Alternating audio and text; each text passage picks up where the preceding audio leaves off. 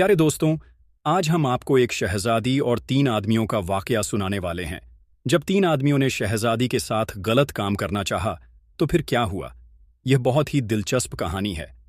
आपसे गुजारिश है इस कहानी को आखिर तक जरूर देखें, साथ ही इसे लाइक जरूर करें। नए आने वाले लोगों से दिल से गुजारिश है, हम आपके लिए बहुत मेहनत करके वीडियोस बनाते हैं, तो हमारी मेहनत को दिल से सपोर्ट कीजिए और हमारे YouTube चैनल शाहानी नॉलेज को सब्सक्राइब कीजिए। बहुत ज़माने पहले की बात है। एक बादशाह था, उसे बेटी से बहुत नफरत थी। अल्लाह की शान कि उसके यहाँ पहले बेटा पैदा हुआ। उसे अपना बेटा बहुत अजीज था। चंद साल बाद मलका फिर उम्मीद से हुई। विलादत के दिन कर थे, लेकिन बादशाह सलामत को किसी दूसरे बादशाह की दावत पर अपने मुल्क से बाहर जाना था। जाने से पहले बादशाह ने मलका को हुक्म दिया, मैं कहीं बाहर जा रहा हूं, अगर मेरे आने से पहले विलादत हुई और अगर लड़का हुआ तो ठीक है, लेकिन अगर लड़की हुई तो उसे मार देना। बादशाह चला गया। चंद हफ्ते बाद उसके यहाँ लड़की की पैदाइश हुई। औलाद माँ को बहुत प्यारी होती है। बच्चे की पैदाइश के वक्त एक दाई मौजूद थी जो मलका की हालात देख रही थी। उसने मलका से कहा, ए मलका, आप दिल छोटा मत कीजिए, मैं यहाँ से सबके सामने बच्ची को मारने के बहाने ले जाऊंगी, पर मैं इसे अपने घर में ले जाकर पाल लूंगी। अगर आप किसी तरह से बच्ची के लिए खर्च वगैरह भेजती रहेंगी तो आपकी बच्ची खुशहाल होगी, वरना मुझ गरीब को जो नसीब उससे इसे भी पालने की कोशिश करूंगी। मलका ने कुछ सोना, चांदी, जेवर वगैरह बच्ची के वास्ते उसको थमा दिए और बच्ची को उसके हवाले कर दिया। महल में यह बात फैलाई गई कि दाई ने बच्ची को ले जाकर मार दिया है, जबकि दाई ने शहजादी को अपने घर लाकर पूरे नाजो नाज से उसकी परवरिश शुरू कर दी। जब बादशाह अपने सफर से वापस आया तो उसे यह अहवाल सुनाया गया कि आपके जाने के बाद बच्ची की पैदाइश हुई थी और उसे मार दिया गया। बादशाह यह सुनकर खुश हुआ। दाई ने लोगों के सामने शहजादी को अपनी नवासी जाहिर किया। कभी कभार बादशाह से छुप छुपाकर शहजादी को लाती और मलका को अपनी बेटी देखकर उसकी ममता को कुछ करार मिलता, और वह दाई को सोना चांदी अपनी बेटी की अच्छी परवरिश के वास्ते दिया करती। चूंकि शहजादी की परवरिश अच्छे तरीके से हो रही थी, इसीलिए वह बहुत खूबसूरत थी और जवान होते ही दुनिया के सामने शहजादी न होते हुए भी शहजादियों की तरह दिखने लगी। एक दिन बादशाह की सवारी शहर से गुजर रही थी। उसी वक्त शहजादी और दाई भी उसी रास्ते से गुजर रही थीं। बादशाह की नज़र शहजादी पर पड़ी। उसने पूछा, यह कौन है? वजीर ने कहा, यह इस बेचारी औरत की नवासी है। बादशाह ने हुक्म दिया, मुझे यह बहुत पसंद आई है, कल इसके घर मेरे लिए रिश्ता लेकर जाना, क्योंकि हकीकत का किसी को पता नहीं था। इसलिए अगले दिन वजीर, वकील वगैरह दाई के घर बादशाह के लिए उसकी नवासी का हाथ मांगने गए। अब दाई के होश उड़ गए। उसने साफ इनकार करते हुए कहा, मैं गरीब हूं, मेरी नवासी बादशाह के लायक नहीं, और ना ही बादशाह का किसी गरीब से रिश्ता जोड़ना सही है, इसलिए दोबारा इस सिलसिले में मेरे घर मत आइएगा। बादशाह खुद तो नहीं आया, लेकिन दाई के घर रिश्ते के लिए बहुत से बंदे भेजे। सबने दाई की बहुत मिन्नत समाजत की और तरह तरह से लालच दिए, धौंस धमकी दी, लेकिन दाई टस से मस नहीं हुई। तब बादशाह ने हुक्म दिया, दाई को पकड़ के खूब सजा दो ताकि वह रिश्ते के लिए मान जाए। सिपाही दाई को पकड़कर बादशाह के सामने लाए और उन्होंने उसे खूब कूट कूट कर पीटना शुरू कर दिया। सिपाहियों ने दाई को कपड़े की तरह निचोड़ कर रख दिया। बेचारी पहले से ही 2 हड्डियों पर थी। इतनी मार बर्दाश्त ना कर सकी और बादशाह के सामने चीख पड़ी, बादशाह सलामत, यह कोई और नहीं बल्कि आपकी बेटी है। मैंने इसे हलाक करने के बजाय ले जाकर अपने घर में इसकी परवरिश की है। अब बादशाह को एहसास हुआ कि वह क्या गलती करने जा रहा था। वह और ज्यादा गुस्से में आ गया। उसने अपने बेटे यानी शहजादे को बुलाकर हुक्म दिया, अपनी बहन को जंगल में ले जाकर कत्ल कर दे और उसकी आंखें निकालकर और गर्दन का खून लाकर मुझे दिखा दे, ताकि मुझे यकीन हो जाए। शहजादा परेशान हो गया। उसे किसी सूरत यह गंवारा न था कि वो अपनी बहन को कत्ल करें, उसकी आंखें निकाल लें और उसकी गर्दन का खून लाकर बाप को दिखा दे।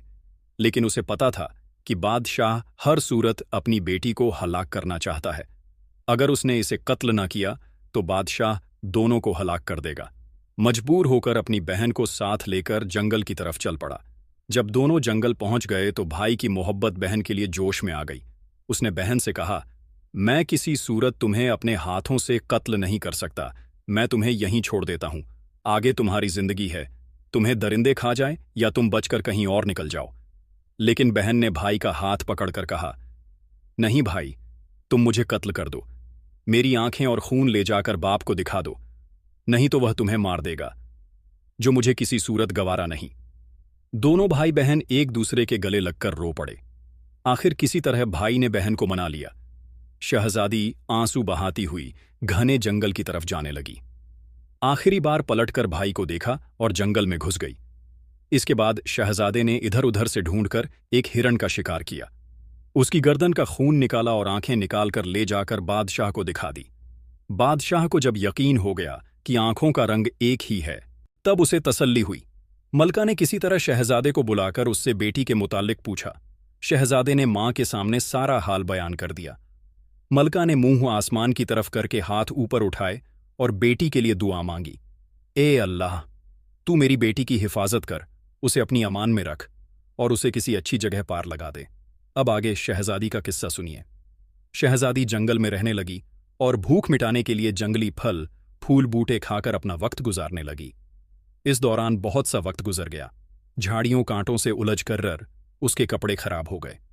एक दिन किसी और मुल्क का बादशाह अपने लाव लश्कर के साथ उसी जंगल के रास्ते से गुजर रहा था। इत्तेफाकन बादशाह उसी तरफ जा निकला जिधर शहजादी थी। जब शहजादी के कानों में किसी घोड़े के कदमों की आहट पड़ी तो जल्दी जल्दी किसी घने दरख्त पर चढ़ गई और उसके बड़े बड़े पत्ते तोड़कर अपना जिस्म छुपाकर बैठ गई। बादशाह भी इत्तेफाकन उसी दरख्त के नीचे ठहर गया। दरख्त घना और सायादार था। एक तरफ अपने घोड़े को बांधा और दरख्त के साए में कपड़ा बिछाकर थोड़ी देर सताने की खातिर लेट गया। क्योंकि उसका मुंह आसमान की तरफ था और वह अपने ख्यालों में गुम था, उसकी नज़र दरख्त के घने पत्तों पर पड़ी जो हिल रहे थे। बादशाह उछलकर खड़ा हो गया और बुलंद आवाज से कहने लगा, ए अल्लाह की मखलूक, तुम जो भी हो अपने आप को जाहिर करो, मैं तुम्हें कोई नुकसान नहीं पहुंचाऊंगा। शहजादी ने पुकार कर कहा, ए मुसाफिर, मैं एक लाचार लड़की हूं, मेरे जिस्म पर कपड़े के नाम पर कुछ भी नहीं है। अगर तुम अपने नीचे बिछी हुई चादर को मेरी तरफ फेंक दो तो मैं उससे जिस्म ढांपकर नीचे उतर आऊं और तुमसे बातचीत करूं। बादशाह ने अपने नीचे बिछे कपड़े को उठाया, उसका गोला सा बनाकर उसकी तरफ फेंका। शहजादी ने उस कपड़े से अपने जिस्म को खूब अच्छी तरह से ढांपा और किसी न किसी तरीके से दरख्त से उतर गई। जब बादशाह ने शहजादी को देखा तो उसके हवास गुम हो गए। उसके पूरे मुल्क में कोई इतनी खूबसूरत लड़की नहीं थी। वह पूरे दिल जान से शहजादी पर फरीदा हो गया। झट शहजादी से कहा, मैं एक बादशाह हूं, अगर तुम बुरा ना मानो तो मैं तुमसे शादी करके तुम्हें अपनी मलका बनाना चाहता हूं। शहजादी ने हामी भरी। वह भी एक ऐसा बंदा चाहती थी जो उसे इज्जत दे। बादशाह खुशी खुशी शहजादी को लेकर अपने मुल्क रवाना हो गया। अपने मुल्क पहुंचते ही बादशाह पहले वजीर के घर जा पहुंचा और उससे कहा, ऐसा समझो कि यह तुम्हारी बेटी है। मैं कल रिश्ता मांगने आऊंगा और शादी ब्याह रचाकर अपनी अमानत यहां से अपने महल ले जाऊंगा। वजीर ने आदाब बजाकर कहा, बादशाह सलामत, आप पूरी तरह से तसल्ली रखिए, यह आपकी अमानत है और मेरी बेटी है। जब आपका दिल चाहे इसे ब्याह कर ले जाइए। बादशाह शहजादी को वजीर के घर छोड़ आया। अगले दिन वकील मुशीर खास आदमी बादशाह का रिश्ता लेकर वजीर के घर आ पहुंचे। वजीर ने रिश्ते के लिए हां कर दी। 1-2 दिन बाद मंगनी हो गई। बादशाह शहजादी के इश्क में सब कुछ भूल चुका था। जल्द ही शादी का न्योता भेजा और शहजादी को ब्याह कर अपने महल लाया। बादशाह और शहजादी अपनी शादी से बहुत ही खुश थे। इस दौरान बादशाह ने शहजादी से उसके मुताल्लिक कुछ नहीं पूछा था। चंद साल बाद उनके यहाँ बेटे की औलाद हुई।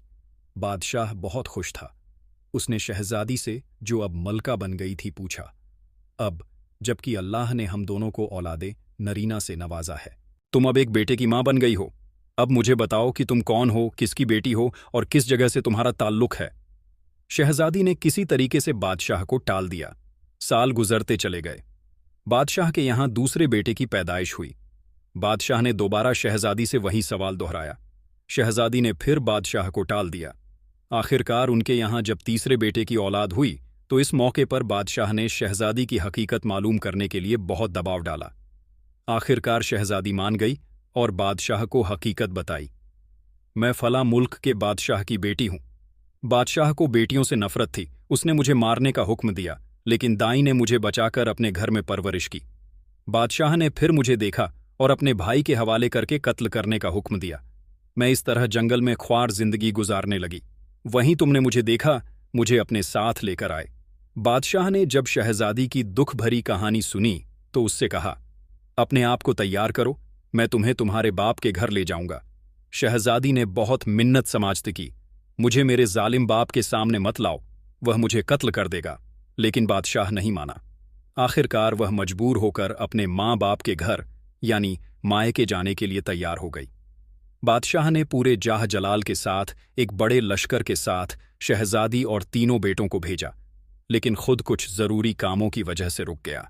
उसने अपने वजीर, वकील और खास आदमी को शहजादी के साथ कर दिया और कहा, तुम लोग मलका को लेकर रवाना हो जाओ, मैं पहली, दूसरी या तीसरी मंजिल पर तुम लोगों से जरूर आकर मिलूंगा। वजीर, वकील और वह खास आदमी शहजादी को लेकर लाओ। लश्कर के साथ उसके माँ बाप के मुल्क की तरफ रवाना हो गए। शाम होते होते उन्होंने पहली मंजिल पर पहुंचकर पड़ाव डाला। सिपाहियों ने शहजादी का खेमा लगाया। अचानक शहजादी ने देखा कि वजीर का खेमा भी उसके खेमे के बिल्कुल करीब खड़ा किया गया। शहजादी ने वजीर को बुलाकर उससे पूछा, ए वजीर, तुम जानते हो कि मैं एक बादशाह की बेटी हूं और एक बादशाह की बीवी हूं, तुम अपना खेमा यहां से दूर लगवा दो। वजीर ने कहा, मलका साहिबा, बादशाह ने आपकी हिफाजत की खातिर हमें आपके साथ रवाना किया है। अगर आप या आपके बच्चों को कुछ हो गया तो मैं बादशाह को क्या जवाब दूंगा? शहजादी ने कहा, मुझे कुछ नहीं होगा, पर तुम अपना खेमा यहां से दूर कहीं और लगवा दो। लेकिन वजीर नहीं माना। खेमे लग गए, खाना वगैरह खाया गया और रात हो गई थी। थके हारे लोग सो गए। वजीर के दिल में खोट था, उसे नींद नहीं आ रही थी। आखिर आधी रात को उठा और शहजादी के खेमे में दाखिल हो गया। शहजादी पहले से ही भांप चुकी थी कि वजीर बदजात की नीयत में खोट आ गई है। आहट पाकर शहजादी जाग गई। उसने देखा कि वजीर है तो उसे ललकार कर बाहर निकलने को कहा, लेकिन वजीर आगे बढ़ने लगा। शहजादी ने कहा, ए बदजात वजीर, तुम जानते हो कि मैं एक बादशाह की बेटी हूं और एक बादशाह की बीवी भी, मेरे खेमे से निकल जा। लेकिन बेगैरत वजीर नहीं टला। जब शहजादी ने देखा कि वजीर किसी सूरत नहीं मान रहा तो उसने अपने बड़े बेटे को वजीर के सामने किया और कहा, तुम्हें इस बच्चे के सर की कसम इस तरह मत करो। लेकिन बदकिरदार वजीर के दिमाग में शैतान पूरी तरह से घुस चुका था। वह आगे बढ़ा और तलवार निकालकर एक ही वार से बच्चे का सर धड़ से अलग कर दिया। शहजादी समझ गई कि बदजात वजीर बिल्कुल भी नहीं टलेगा। उसने वजीर से कहा, मैं एक पाक औरत हूं, इस वक्त भी वजू में हूं, मुझे इतना मौका दे दो कि मैं अपने वजू को तोड़कर आ जाती हूं, तब तुम्हारा जो दिल चाहे वो करो। वजीर ने कहा, जाओ और जल्दी आ जाना। शहजादी खेमे से बाहर निकल गई। भागती हुई वह वहां से दूर एक बड़ी झाड़ी के पीछे छुप गई। वजीर कुछ देर इंतजार करने के बाद उसे ढूंढने निकल गया। इधर उधर तलाश करने लगा, लेकिन नाकाम रहा। सुबह होने वाली थी। आखिर थक हार कर दोबारा शहजादी के खेमे में दाखिल हो गया। बच्चे की लाश उठाकर कहीं दूर दफन की और अपने खेमे में आकर घुस गया। सुबह बहुत देर के बाद शहजादी अपने खेमे में दाखिल हो गई। अपने बेटे को ना पाकर रोने लगी। लश्कर दोबारा रवाना हो गया। चलते चलते शाम तक दूसरी मंजिल पर जा पहुंचे। खादिम ने शहजादी का खेमा लगाया। शहजादी ने देखा कि वजीर ने आज अपना खेमा बहुत दूर खड़ा करवाया है, लेकिन थोड़ी देर बाद देखा कि सिपाही एक और खेमा उसके खेमे के करीब लगा रहे हैं। पूछा, यह किसका खेमा है? सिपाहियों ने जवाब दिया, वकील का खेमा है। शहजादी ने वकील को बुलाया और कहा, मैं एक औरत हूं, तुम अपना खेमा मेरे खेमे के करीब से हटवा दो। यह अच्छी बात नहीं है। वकील ने कहा, ए मलका बादशाह, सलामत ने मुझे आपकी हिफाजत के लिए आपके हमराह कर दिया है। अगर आपको या आपके सामान को कुछ हो गया तो मैं बादशाह को क्या मुंह दिखाऊंगा? शहजादी ने जवाबन कहा, इतने लोगों के दरमियान मुझ और मेरे सामान को कोई कहीं नहीं ले जा सकेगा। बेहतर यही है कि तुम अपना खेमा कहीं दूर लगवा दो। लेकिन बदकिरदार वकील टस से मस ना हुआ और अपना खेमा उधर ही लगवा दिया। शहजादी पहले से ही वजीर के हाथों मार खा चुकी थी, इसलिए उस रात अपने पूरे होशो हवास में थी। वैसे भी उसे नींद नहीं आ रही थी। आज भी उसने आधी रात को किसी के कदमों की आहट अपने खेमे की तरफ आती सुनी तो बेदार हो गई। जब उसने देखा कि आने वाला वकील है तो उसे ललकारा, खबरदार, मेरे खेमे में दाखिल होने की तुम्हारी हिम्मत कैसे हुई? निकल जाओ खेमे से। लेकिन वकील अपने नापाक इरादों के साथ उसकी तरफ देख रहा था। शहजादी ने दोबारा उसे कहा, तुम जानते हो कि मैं एक बादशाह की बेटी हूं और एक बादशाह की बीवी हूं। लेकिन बदकिरदार वकील कहाँ टलने वाला था। शहजादी समझ गई कि यह बदजात भी नहीं टलने वाला। उसने अपने दूसरे बेटे को उसके सामने किया और उसे दुहाई दी, इसके सर की कसम, मेरा पीछा छोड़ो और निकल जाओ यहां से। लेकिन वकील ने भी तलवार से वार करके उसके दूसरे बेटे का सर तन से जुदा कर दिया।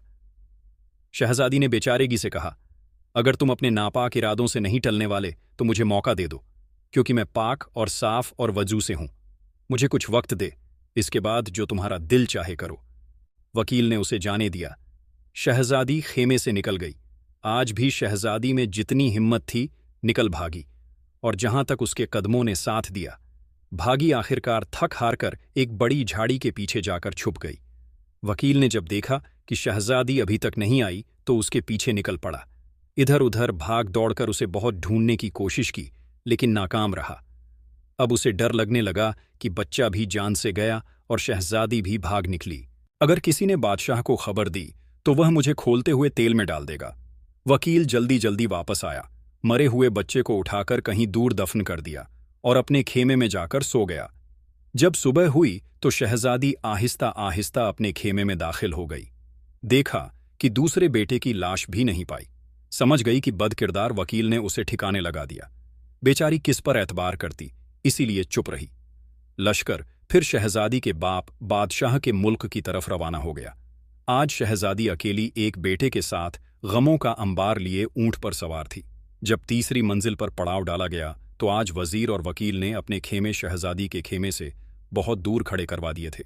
लेकिन आज जैसे ही शहजादी का खेमा खड़ा कर दिया गया तो देखा कि वह खास आदमी अपना खेमा उसके खेमे के सामने तैयार करवा रहा है। शहजादी ने उसे भी समझाने की कोशिश की, लेकिन वो खास आदमी भी टलने वालों में से नहीं था। आज की रात भी शहजादी के लिए खतरनाक रात थी। वह समझ चुकी थी कि यह खास आदमी भी उन दोनों से किसी तौर कम नहीं है। आज रात तो शहजादी बिल्कुल भी नहीं सोई बैठी रही। जब आधी रात से ज्यादा गुजर गई तो देखा कि वह खास आदमी भी खेमे में दाखिल हो रहा है। शहजादी ने उसे भी बहुत समझाने की कोशिश की, लेकिन वह खास आदमी भी पूरी तरह शैतान बन चुका था। उस पर इन बातों, मिन्नतों, समाजतों का कोई असर नहीं हुआ। शहजादी ने देखा कि यह भी नहीं टलने वाला, तो इस ख्याल से कि शायद इसके दिल में रहम पैदा हो जाए, अपने तीसरे सबसे छोटे बेटे को उसके सामने कर दिया। लेकिन वह खास आदमी तो उन दोनों से भी 2 हाथ आगे था। उसने बच्चे का सर कलम कर दिया। शहजादी ने उसे भी यही कहा, मैं पाक और साफ हूं, वजू से हूं, मुझे मौका दो ताकि अपना वजू तोड़ दूं। इसके बाद जो तुम जो चाहो करो। वह खास आदमी ने भी उसे जाने दिया। जैसे ही शहजादी बाहर निकली, जिधर मुंह उठा भाग निकली। भागते भागते अचानक उसने देखा कि आगे एक बहुत बड़ा दरिया बह रहा था। उसके दिल में धुआं भर गया। उसके बच्चे याद आए।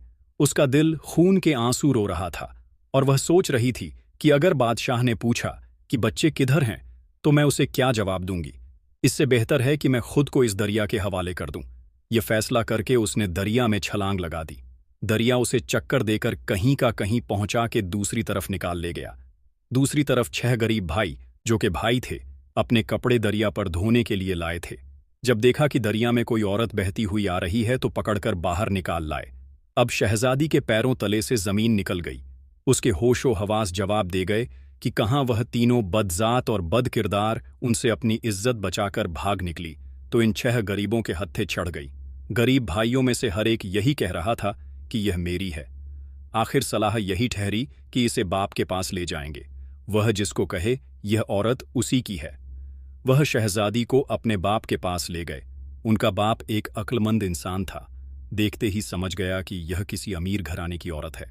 मेरा कोई भी बेटा इसके लायक नहीं, उसने सोचा। इसी वजह से उसने अपने बेटों को समझाया और कहा, ऐ मेरे बेटों, तुम 6 भाई हो, तुम्हारी कोई बहन नहीं है, इसे अपनी बहन बना लो। तुम 6 भाई और 7वीं तुम्हारी यह बहन, इसकी खूब निगाहदश्त करो। बाप के फैसले से गरीब भाई बहुत खुश हो गए और अपने से बढ़कर शहजादी का ख्याल रखने लगे।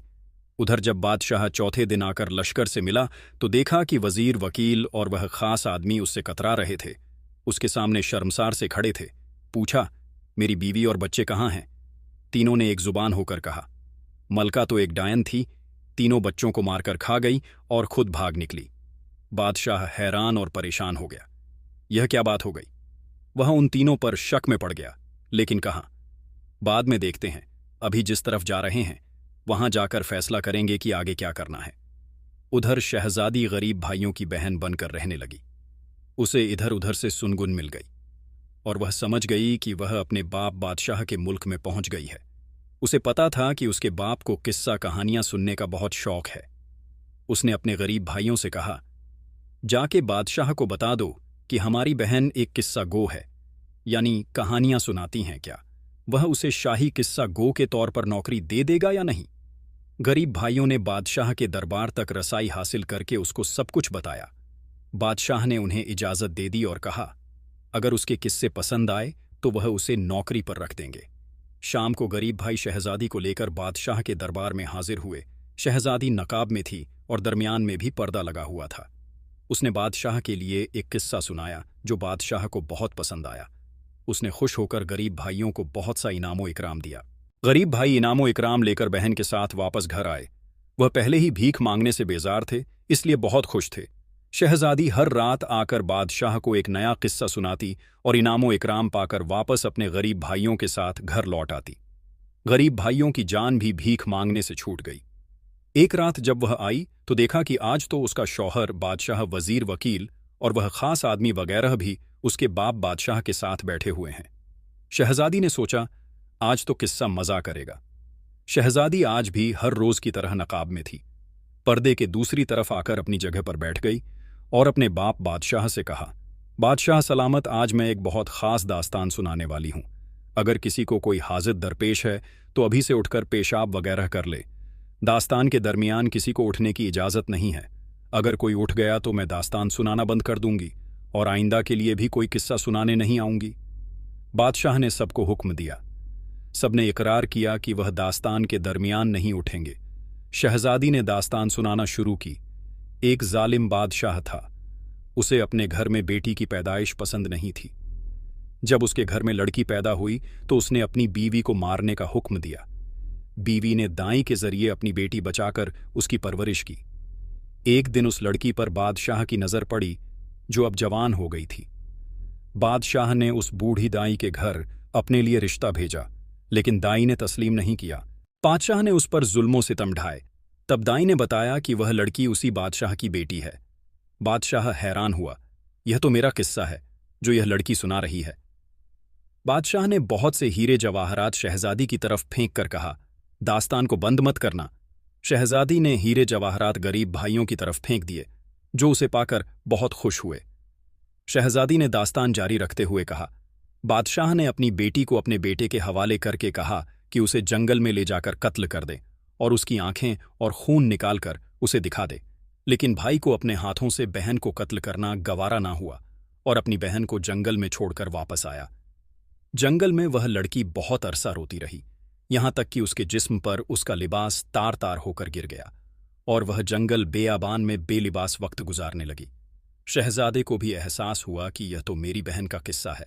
उसने बेचैन होकर कुछ और हीरे जवाहरात शहजादी की तरफ फेंक दिए और कहा, दास्तान जारी रखना, रोकना मत। गरीब भाइयों की तो इतने इनामात देखकर बाँछें खिल उठी।